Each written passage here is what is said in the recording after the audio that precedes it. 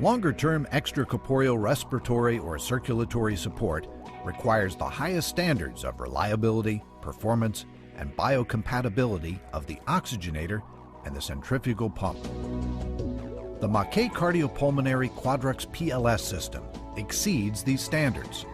The Quadrux PLS system is the result of many years of clinical experience and extensive laboratory testing.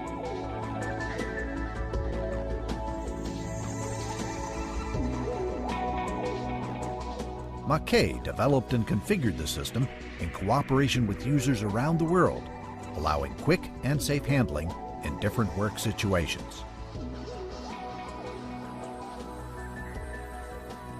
While the system is built up and primed, the venous and arterial tubes stay in a sterile and transparent box before use.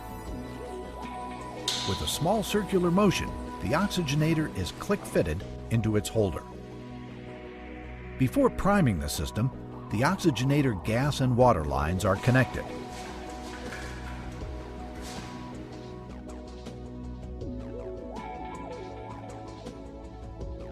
Now the water flow can be started to confirm heat exchanger integrity.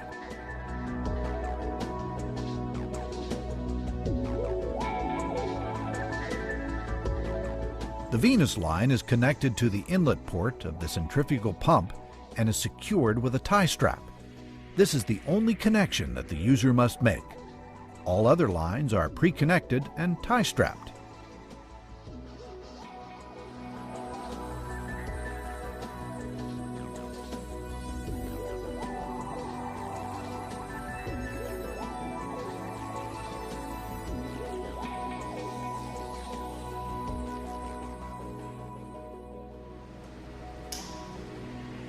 Initially, the centrifugal pump is not placed into its drive unit.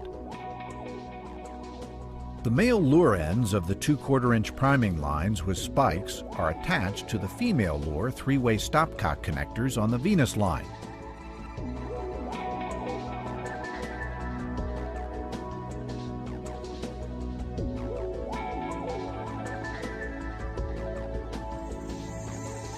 The priming line nearest the sterile box is connected to the attached reservoir bag.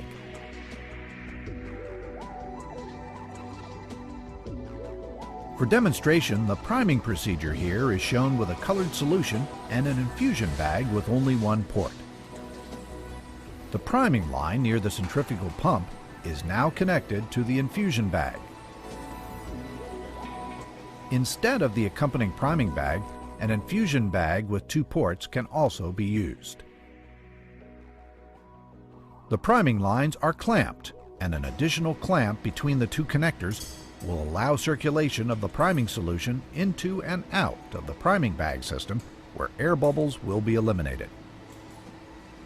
The yellow lure cap on the venous side of the oxygenator is removed.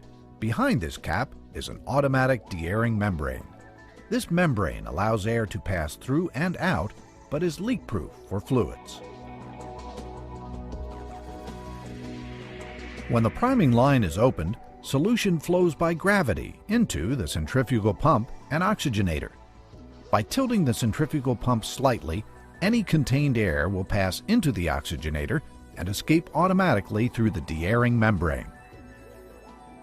An air bubble below the clamp will escape when the clamp is open for a short moment. The centrifugal pump and the oxygenator are now primed, and the Rotaflow can be placed into the drive unit. The pump drive outlet socket, where blood flow is measured ultrasonically, must be filled appropriately with contact gel to ensure maximum contact between the pump head outlet and the flow sensor. With the pump head placed correctly into the drive unit, the black safety flap is snapped shut.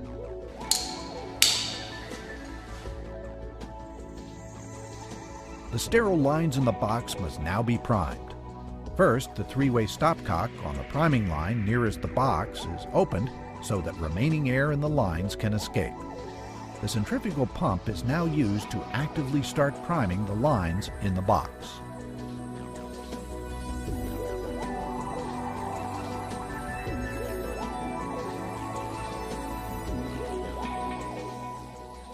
When most of the air has escaped and the priming solution reaches the three-way stopcock, it is open to direct flow toward the priming bag.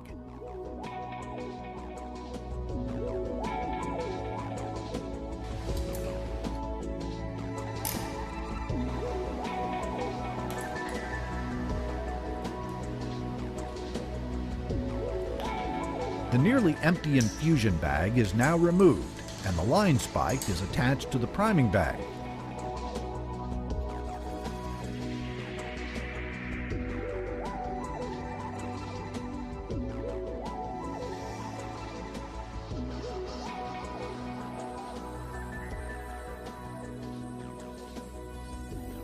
The clamps on the priming lines are removed, and the centrifugal pump is restarted. Recirculation now goes through the priming reservoir bag. Any air bubbles in the system are trapped and retained in the bag.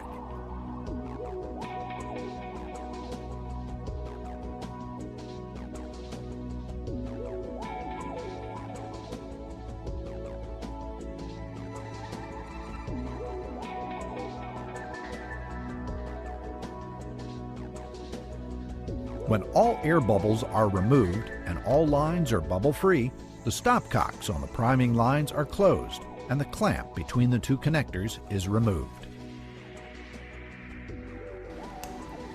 Solution is now flowing through the entire system, and the Rotaflow centrifugal pump speed can be increased to a high flow. The priming lines are no longer required and can be removed.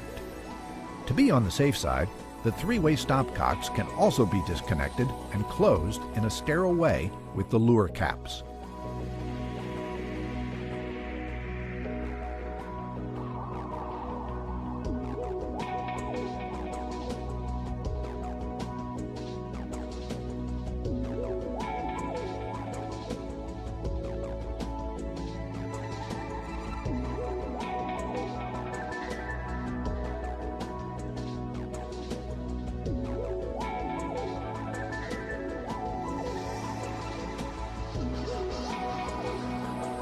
Mackay, the gold standard.